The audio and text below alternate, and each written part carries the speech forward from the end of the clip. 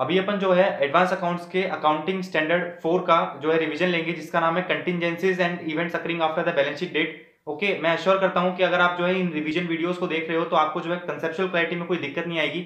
आपको बस जो है अपने स्टडी मटेरियल के इलस्ट्रेशन को सॉल्व करना है, then you are good to go for the exam. तो हम स्टार्ट करते हैं कि meaning of events occurring after the balance sheet date. तो ये कुछ सिग्निफिकेंट इवेंट्स हैं। सिग्निफिकेंट इवेंट्स जो फेवरेबल भी हो सकते हैं और अनफेवरेबल भी हो सकते हैं, जो बैलेंस शीट डेट से लेके एफएस के अप्रूवल की डेट के बीच में जो हो रहे हैं, उनको हम बोलते हैं events occurring after the balance sheet date. Clear? अब ये इवेंट्स दो तरह के होते हैं, एक होता है एडजस्टिंग और दूसरा होता है नॉन एडजस्टिंग। तो हम बात करते हैं सबसे पहले कि एडजस्टिंग इवेंट्स क्या होते हैं। तो एडजस्टिंग इवेंट्स का मतलब ये है कि जिनकी conditions exist on the balance sheet date. So conditions exist on the balance sheet date. और number 2, occurrence of event is just an additional evidence for confirmation of such events. ठीक है, तो इसके लिए हम क्या करेंगे, एडजस्ट कर देंगे asset and liability of balance sheet. Adjust कर देंगे asset and liability of balance sheet. इसका मैं आपको एक एग्जांपल देता हूं। सपोज आपने जो है 31 जनवरी को आपने किसी को सेल्स करी, सपोज 1 लाख की सेल करी, और आपका जो है क्रेडिट पीरियड जो है विद इन 30 दिन के अंदर आपको पैसा मिल जाना चाहिए था, लेकिन 30 दिन में आपको पता चला कि यार उसने पैसा अभी तक हमें नहीं दिया है। तो ये आपको पता है कि बैड डेट के चांसेस हो सकते हैं। अब सपोज हम एज्यूम करते हैं कि 30 जून को जो है वो बैड डेट हो जाता है, 30 जून को जो है पूरा का पूरा अमाउंट बैड डेट हो जाता है, तो इसको हम एडजस्टिंग इवेंट कहेंगे। क्यों कहेंगे? क्योंकि हमें जनवरी में हिंट मिल गई थी कि यार ये बैड डेट हो सकता है। तो कंडीशंस बैलेंस शीट डेट पे एग्जिस्ट करती थी। मतलब 31 मार्च को जो है बैलेंस शीट की डेट होती है, उस दिन हमें ये पता था कि यार बैड डेट हो सकते हैं, तो कंडीशंस एग्जिस्ट करती थी। और occurrence of event is just an additional event.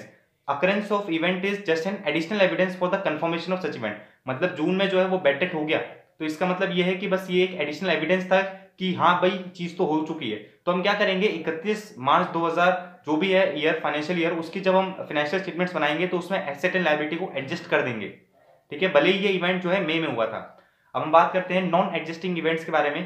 तो नॉन एडजस्टिंग इवेंट्स मतलब वो सारे इवेंट्स जो बैलेंस शीट डेट के बाद हुए हैं। All the conditions arose subsequent to the balance sheet date. मतलब सपोज ऐसा हुआ कि 31 मार्च को आपकी बैलेंस शीट डेट होती है और 2-3 महीने बाद सपोज जुलाई में एक छोटी सी चोरी वोरी हो गई।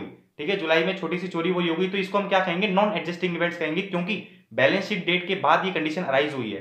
अब इसमें हमको ये चीज चेक करने की है कि क्या वो मटेरियल इफेक्ट रखती है कि नहीं रखती है।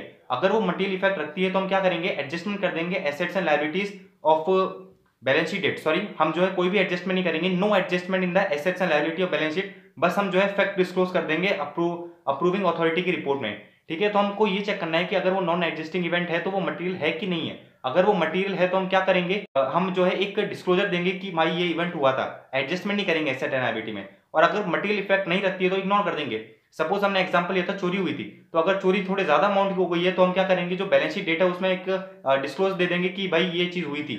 लेकिन अगर वो चोरी जो है 1500 रुपए की हुई थी तो फिर हम जो है उसको इग्नोर करेंगे। तो ये हो गए हमारे एडजस्टिंग इवेंट्स और नॉन एडजस्टिंग इवेंट्स। अब हम बात करते हैं डिस्क्लोजर के बारे में। तो disclosure of events occurring after the balance sheet date requires the following information to be provided. हमें कौन कौन सी इन्फॉर्मेशन प्रोवाइड करने की है, तो हम ये बताएंगे कि नेचर ऑफ इवेंट, कौन सा इवेंट हुआ था, और एस्टिमेट ऑफ फाइनेंशियल इफेक्ट, उसका जो है फाइनेंशियल इफेक्ट कितना था, मतलब मॉनेटरी अमाउंट में उसका इफेक्ट कितना था, और a statement that such an estimate can not be made.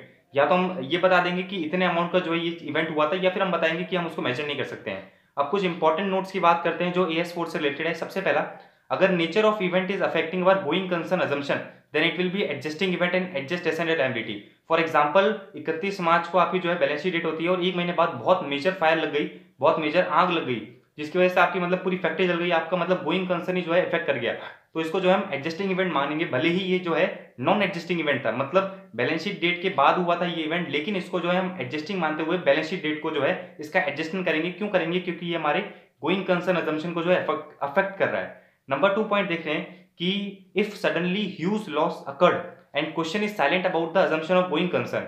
ठीक है, बहुत बड़ा लॉस हो गया और क्वेश्चन में जो है हमें ये बताया नहीं है कि गोइंग कंसर्न अजम्पशन अफेक्ट हुई है कि नहीं हुई है, तो हम क्या करेंगे, अल्टरनेट सॉल्यूशन दे देंगे कि अगर गोइंग कंसर्न है तो हमारा ये इफेक्ट था और गोइंग कंसर्न नहीं है तो हमारा ये इफेक्ट था।